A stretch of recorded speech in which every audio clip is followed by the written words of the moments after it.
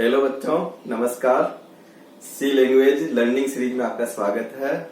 आज अपन जो टॉपिक लेके आए हैं, if statement, decision making statement, जिसके अंतर्गत अपना आज का डिसीजन मेकिंग में है ना 4th नंबर का स्टेटमेंट रहेगा, एल्स इफ लेडर सिप।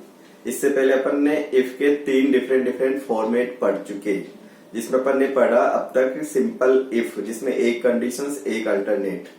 एक अपन ने इफ का दूसरा रूप पढ़ा इफ और एल्स, एक कंडीशंस 2 अल्टरनेट, 2 में से एक का सिलेक्शन। एक अपन ने कल पढ़ा था नेस्टेड इफ, जिसमें 2 इफ पैरेलल है ना चेक होते हैं, एक इफ के अंदर दूसरा इफ इनसाइड इफ। आज अपन पढ़ने जा रहे हैं else if ladder ship. Else if ladder ship क्या होती है कि एक तो आपका मेन इफ होगा, जिसको अपन ने ना लेडर या टॉप इफ, मतलब टॉप से अपन चेक करेंगे तो मेन इफ का, तो जिसको अपन मेन लेडर सिप कह सकते हैं। फिर उसके साथ में जैसे कंडीशंस अपनी फॉल्स होएगी तो अपन है ना दूसरे इफ में एल्स में जाके दूसरे इफ को टेस्ट कर लेंगे। अगर दूसरा इफ भी आपका फेल हो गया तो फिर अगेन एल्स इफ में जाके फिर कंडीशंस को चेक कर लेंगे। अगर पूरी कंडीशंस अगर आपकी फेल हो जाती है तो लास्ट का अपने पास एल्स ऑप्शंस बचेगा। अगर अपन रियल लाइफ की बात करें तो रियल लाइफ में भी है ना ये रूल्स अपन डिसीजन लेने का रूल से फॉलो करते हैं।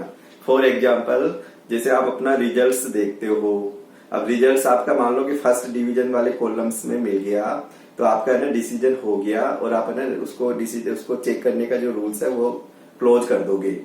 जैसे आप कोई सर्चिंग का जॉब करते हो और आपका पहले ना लोट में ही सर्च मिल गया तो आप आगे है ना उसको चेक नहीं करोगे, कंडीशन से बाहर आ जाओगे। तो अपन को है ना कई बार एक भी अपन ने कंडीशन है ना फर्स्ट कंडीशन जैसे ही ट्रू कर दी तो फिर आगे का ना चेकिंग का कंसेप्ट खत्म हो जाएगा, अपन पूरे इफ के जो सीरीज ऑफ कंडीशंस थी उससे बाहर आ जाएंगे। कई बार अपन जैसे शॉप में इनमें जाते हैं परचेज करने, कई बार अपन को ना शॉपकीपर डिस्काउंट की अलग अलग स्लैब दे देता है, फिर किसी पर्टिकुलर स्लैब्स में अपनी अमाउंट मैच खा रही है तो अपन को कितना डिस्काउंट अलाउ करेंगे, तो अपन डिस्काउंट का फिगर को लेके कैलकुलेशन बना देंगे। अगर मान लो कि अपना डिस्काउंट का फिगर अगर मैच नहीं होता तो फिर दूसरी स्लैब में जाएंगे, दूसरी स्लैब में मैच नहीं होता है तो तीसरी में जाएंगे। तो नहीं के केस में अपन को आगे चलना है। तो ये रियल लाइफ में भी एप्लीकेशन अपन यूज कर सकते हैं। तो आज का अपना टॉपिक रहेगा एल्स इफ लेडर सिप। तो एल्स इफ लेडर सिप को अपन देखें, पहले तो इसका मेन पॉइंट देखो क्या होता है। तो ये मल्टीपाथ डिसीजन इसमें इन्वॉल्व करेंगे कि मल्टीपाथ डिसीजंस आर इन्वॉल्व, कि कई सारे अपन को ना मल्टी पाथ दे रखे होंगे, कौन से पाथ में से लेके अपन ना कोई स्टेटमेंट को सेलेक्ट करके लाए। जब उनको है ना सीरीज ऑफ कंडीशंस दे दे और अपन उस कंडीशंस को चेक करते हुए किसी पर्टिकुलर कंडीशंस को ट्रू होने पर है ना क्या स्टेटमेंट को सेलेक्ट करके लाते हो, तो अपने पास है ना एल्स इफ लेटर सिप का यूज करेंगे। तो when multi path decision are involved then we can use else if ladder ship, कि कब यूज करें। तो आपका पहला पॉइंट हो जाएगा। अब मल्टीपाथ में क्या होता है कि a multipath decision is a chain of ifs, एक इफ की पूरी चेन होगी in which the statement associated with each else is an if. फिर अपन है ना जैसे ही आपकी कंडीशन फेल होगी तो एल्स इफ के साथ में फिर स्टेटमेंट को फॉलो करते हुए चलेंगे। तो एक तो आपका मेन इफ हो जाएगा, इफ की पूरी चेन होती है। ये चेन ऐसे चलती है जैसे कंडीशन टॉप से डाउन की ओर चलेगी, टॉप कंडीशन आपकी ट्रू हो जाती है तो देन अपन एग्जिट होके बाहर आ जाएंगे।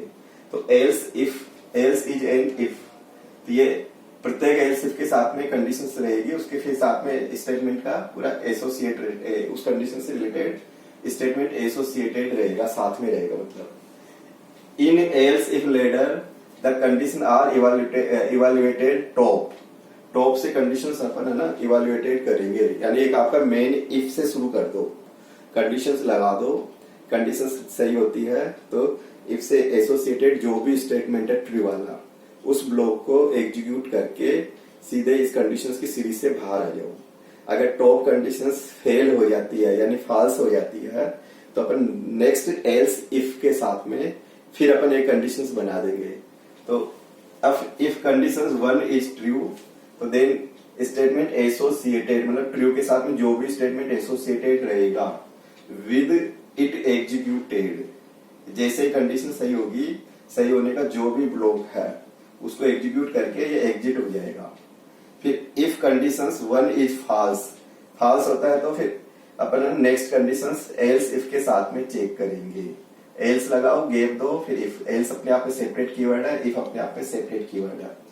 If all the N conditions, जितने भी अपन ने कंडीशन की सीरीज लगा रखी है, बीकम अगर फॉल्स हो जाती है पूरी कंडीशंस, तो देन लास्ट में फाइनल एल्स ब्लॉक होगा, उसको ये एग्जीक्यूट कर देगा।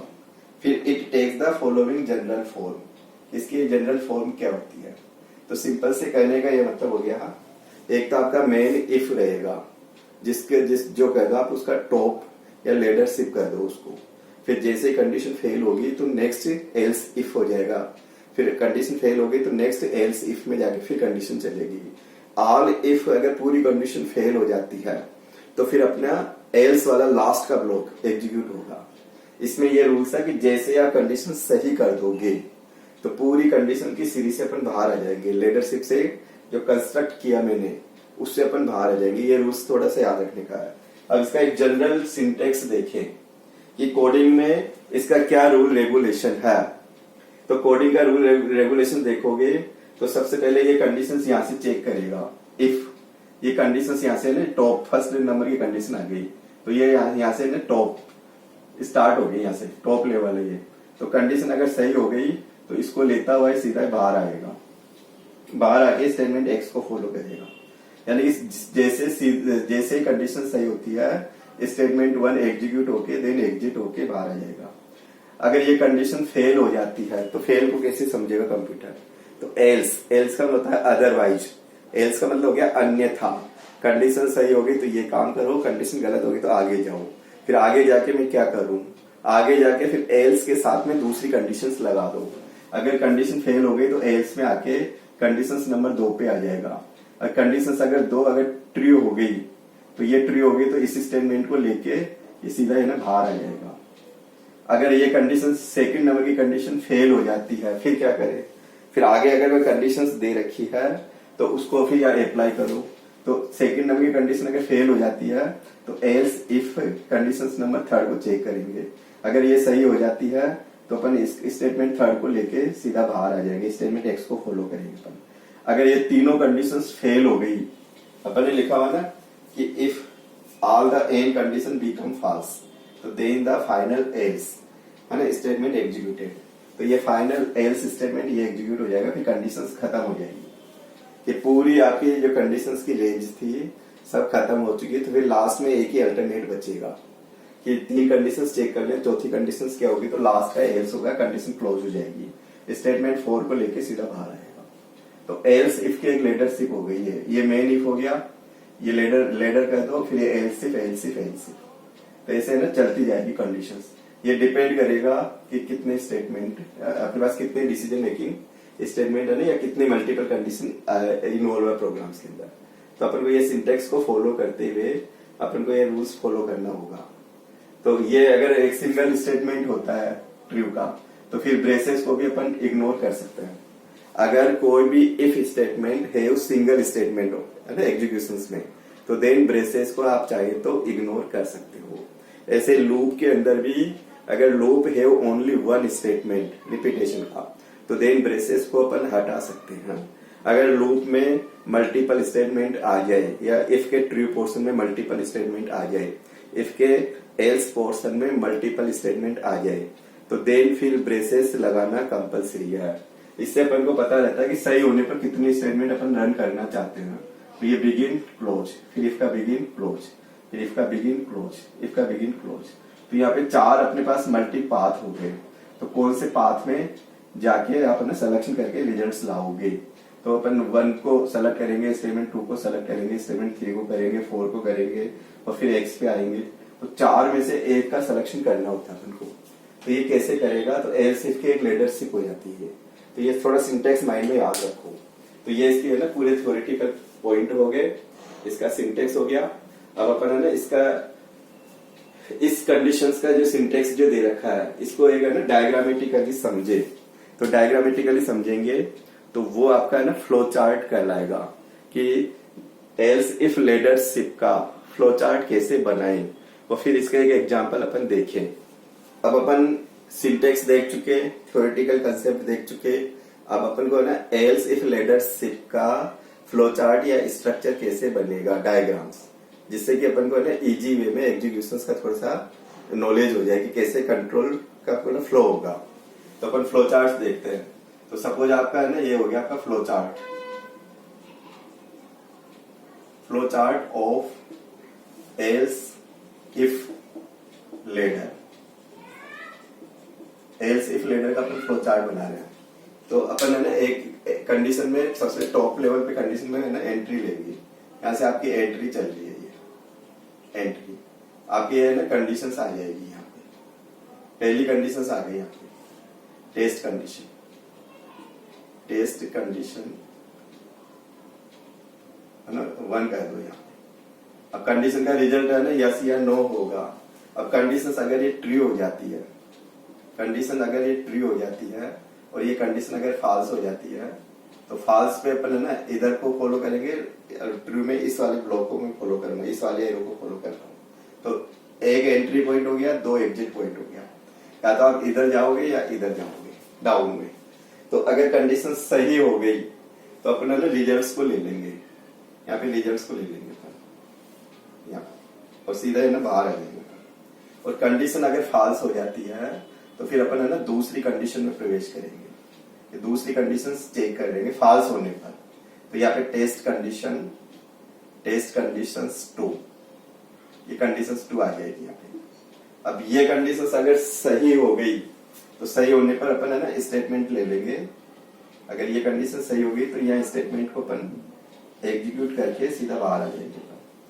अगर मान लो ये सेकंड कंडीशन फॉल्स हो गई तो फिर अपने पास अगर कंडीशंस और भी गिवन है तो यहाँ पे अगर ये फॉल्स हो जाए तो अपन चाहे तो तीसरी कंडीशन को चेक कर सकते हैं।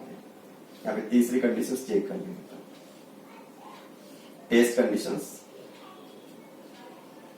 3rd, और ये अगर सही हो गई है ना ट्रू, अगर ये ट्रू हो गई तो स्टेटमेंट को लेके सीधा बाहर आ जाएगा अपन।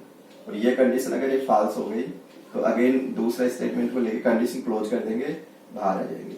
फिर बाहर आके क्या करें, एक कॉमन स्टेटमेंट आ जाएगा कि बाहर आके ना कौन से स्टेटमेंट पे जाएंगे। तो अपना है ना स्टेटमेंट एक्स आ जाएगा यहाँ पे। तो यहाँ पे ये स्टेटमेंट हो जाएंगे एग्जीक्यूशंस के। तो यहाँ पे स्टेटमेंट, यहाँ पे जैसे कंडीशन फेल हो गई सही हो गई तो स्टेटमेंट 1 कर। अगर पहली कंडीशन सही होती है तो पहला स्टेटमेंट को लेके सीधा बाहर आ जाओ। अगर ये कंडीशन 2 ट्रू होती है तो सीधा स्टेटमेंट 2 को एग्जीक्यूट करके बाहर आ जाएंगे, स्टेटमेंट 2।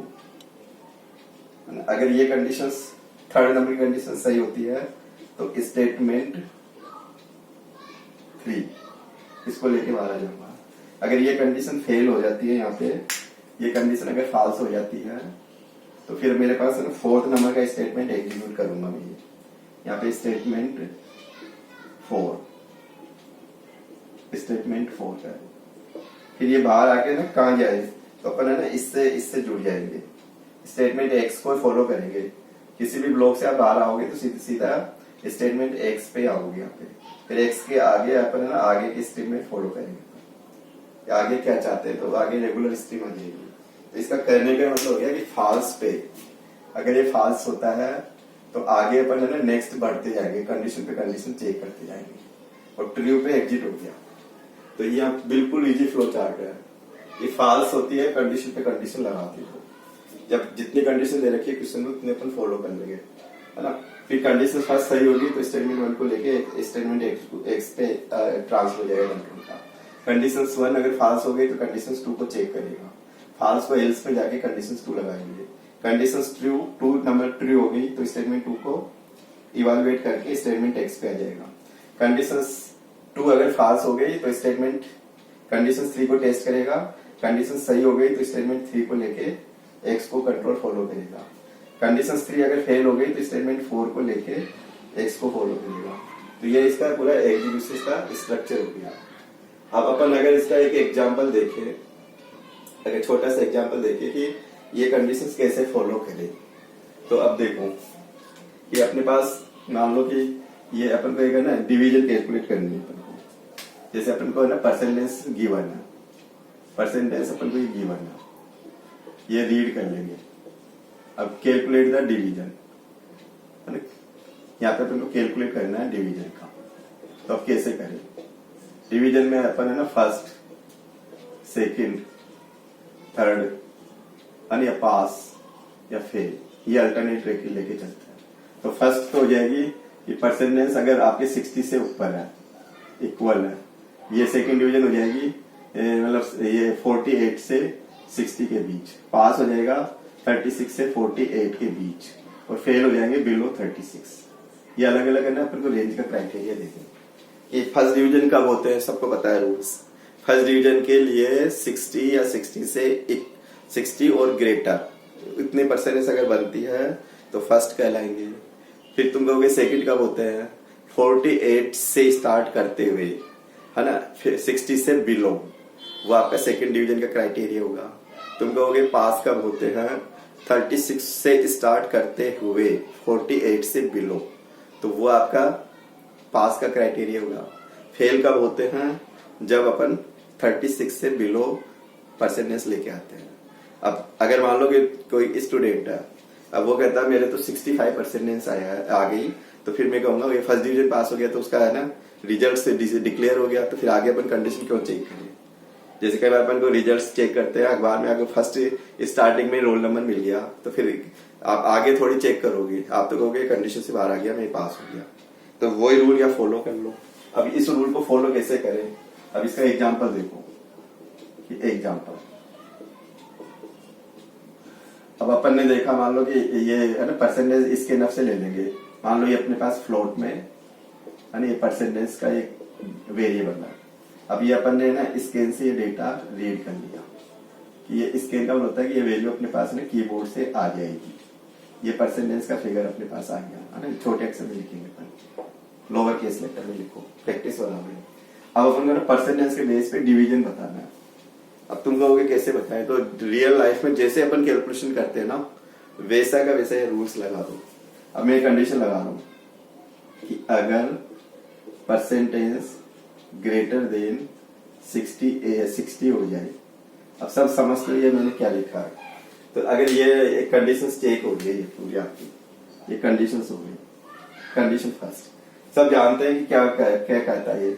तो ये कहता है कि परसेंटेज ग्रेटर, ये ग्रेटर देन का चिन्ह है, इक्वल 60, यानी 60 या 60 से अबो, ग्रेटर अबो मतलब ज्यादा। तो अपन उस केस में क्या बोलेंगे? तो अपन उस केस में बोलेंगे कि डिवीजन फर्स्ट। तो यहाँ मैंने डिस्प्ले करा देता हूँ रिजल्ट्स, मैंने लिख दिया प्रिंट ऑफ, है ना, फर्स्ट डिवीजन। ये फर्स्ट डिवीजन, फर्स्ट का मैसेज प्रिंट कर दिया। अब तुम कहोगे कि अगर ये कंडीशन फेल हो जाए तो क्या करें? अब तुमको ये पूरा क्लियर नजर होगी, यहाँ पे क्लियर हो गया कि 60 से इक्वल और 60 से ग्रेटर रिजल्ट आ गया, तो यहीं पे डिसीजन हो गया, आगे कंडीशन में नहीं जाएंगे। अब तुम 60 से नीचे लेवल पे जाओगे तो फिर नीचा लेवल कितना है? 48 है। तो अपर लिमिट तो अपनी चेक हो गई। कंप्यूटर नीचे का लेवल पे तभी जाएगा जब 60 से बिलो होगी, क्योंकि 60 से जैसे ही डिसीजन होता है कंट्रोल अपने आप रिजल्ट को लेके बाहर हो जाता है कंडीशन से। तो यानी कि 60 तक तो अपनी चेक हो चुकी। अब अपना ना सेकंड अल्टरनेट रहेगा 48 का। क्वेश्चंस में दे रखा होता है कि क्या कंडीशन लेके करें। अब अपन है ना जस्ट अपन यहाँ से चलेंगे, ये तो मेन इफ हो गया, या तो आप है ना, ये तो लीडरशिप होगी इसके पास। तो फिर अपन यहाँ सीधा ही चलेंगे एल्स इफ, यहाँ पे आ गया हम सीधा ही। कब आऊंगा? जब ये कंडीशन फेल हो जाएगी। अब तुमको ये पता है 60 तक चेक हो गई, नीचे तभी आएगा कंट्रोल डाउन में जब 60 से बिलो होगा। तो यहाँ सीधे कंडीशन लगा दो। अब कंडीशन क्या लगा दो? परसेंटेज है ना ग्रेटर देन इक्वल 48। अब आपके पूरा समझ में आ गया होगा कि ये 48 से मतलब इंक्लूड करता हुआ ग्रेटर, तो ग्रेटर यानी कि 60 से बिलो, तो अपने आप अपर लिमिट ऊपर हो गई, लोअर लिमिट नीचे हो गई। तो अपर लिमिट अगर सही होती है 60 से ऊपर होती है, 60 होती है, तो फर्स्ट को लेकर सीधा कंट्रोल बाहर आ जाएगा। अगर ये कंडीशन फेल हो जाती है तो फेल होती है कंट्रोल है ना, सीधा ही इस पे आ जाएगा। अगर कंडीशन फॉल्स होती है तो, और कंडीशन सही होती है तो इस पे आ जाएगा। फिर अपन ये देखेंगे अगर ये सही हो जाए तो फिर क्या बोले, जैसे मान लो कि 49 55 आ गई, तो फिर अपन यहाँ लिख देंगे प्रिंट ऑफ, है ना, सेकंड डिवीजन, सेकंड, अब तुम कहोगे कि सेकंड भी नहीं है मेरे तो परसेंटेज ये भी नहीं है, यानी कि अपना क्राइटेरिया जो चेक हुआ वो 48 तक का हो गया। तो यानी कि 48 तक की लिमिट में अगर आते हैं और 60 से बिलो की लिमिट में आते हैं तो कंप्यूटर अपने आप इस स्टेटमेंट को लेके सेकंड डिवीजन को प्रिंट करके इस कंडीशन से बाहर आ जाएगा। अब तुम कहोगे परसेंटेज मेरी ये नहीं है, इससे कम आ रही है, तो फिर अपन है ना एल्स में चलेंगे वापस। एल्स इफ और इफ में गेप है, फिर एल्स इफ में जाके फिर अपन है ना कंडीशन लगा देंगे। तो क्या कंडीशन लगा देंगे, फिर देखो 48 से नीचे क्या क्राइटेरिया है। तो परसेंटेज ग्रेटर देन इक्वल 36, यानी कि 48 से बिलो 36 से इक्वल या अबो। तो अब उस केस में क्या बोल देंगे अपन, तो मैं यहां बोल दूंगा प्रिंट ऑफ पास। और तुम कहते हो अगर ये नहीं है तो फिर है ना लास्ट में कंडीशन क्लोज कर दूंगा। फिर अपना लास्ट का डिसीजन यही रहेगा कि 36 भी नहीं आ रही मेरे, तो फिर मैं यहाँ ना प्रिंट ऑफ फेल कर दूंगा, यहाँ पे रिजल्ट में यहाँ पे फेल कर दूंगा, फेल। तो ये अपना है ना कंडीशन की पूरी सीरीज हो गई। तो कंडीशन जैसे जैसे फाल्स आएगी, फाल्स होती जाएगी, नीचे के लेवल पे जाता जाएगा कंट्रोल। जैसे ही कंडीशन सही होती है टॉप से शुरू किया डाउन की ओर चलता गया, जैसे ही कंडीशन शुरू होती है रिजल्ट्स को लेके बाहर आ जाएगा। तो डाउन में कब जाएगा, जब कंडीशन फेल हो जाएगी। तो अपने आप हमें ये लिमिट्स बन जाती है। तो ये लिमिट है ना 60 तक, तो ये चेक हो गया। 59 मतलब 60 से बिलो और 48 को इंक्लूड करते हुए ये चेक करेगा। और 48 से 36 के बीच 36 को इंक्लूड करते हुए ये पास को लेगा। 36 से बिलो है तो फेल को लेगा। जैसे कई बार होता है ना कि मान लो किसी के 33% आई, फिर मैंने बोला 60% है क्या, तुम कहोगे कि नहीं है, तो नहीं का मतलब फेल। 48 है क्या, तुम कहोगे नहीं है, नहीं का मतलब फॉल्स, एल्स में जाओ। फिर मैं कहूंगा 36 है क्या, तुम कहोगे नहीं है, फिर नहीं है तो फिर अपना डिसीजन हो गया ना कि फेल कहलाएगा वो। तो अपने पास ना ये मेन इफ हो गया, यहाँ से लेटर सिर्फ चली, इसके साथ में फिर एल्स इफ और फिर फाइनल पूरी कंडीशंस अगर पूरी फेल हो रही है तो लास्ट में ये इसको ले लेगा। और फिर अपना ना स्टेटमेंट एक्स, तो स्टेटमेंट लेके है ना फिर अपन ने जैसे मान लो गेट सी एच लगा दिया यहाँ पे गेट सी एच, तो ये स्टेटमेंट एक्स कहलाएगा। ये स्टेटमेंट सिंटेक्स में देखेंगे, ये स्टेटमेंट एक्स कहलाएगा। तो ये डेटा यहाँ से चला, परसेंटेज को इनपुट से लेके चला, ये कंडीशंस का पूरा ने पूरा ब्लॉक हो गया एल्स इफ लेटर सिफ का। तो इसका जो ब्लॉक को मैंने कंस्ट्रक्ट किया, तो ये एल्स इफ लेटर सिफ कंस्ट्रक्शंस कह सकता हूँ इसको। तो ऐसे अपने पास और भी कंडीशंस आ सकती है। तो अपन नेक्स्ट क्लास में थोड़ा सा इसको प्रैक्टिकली देखेंगे। तो अभी थ्योरेटिकल जो इसका कंसेप्ट था, कुछ मेन पॉइंट्स मैंने बता दिए।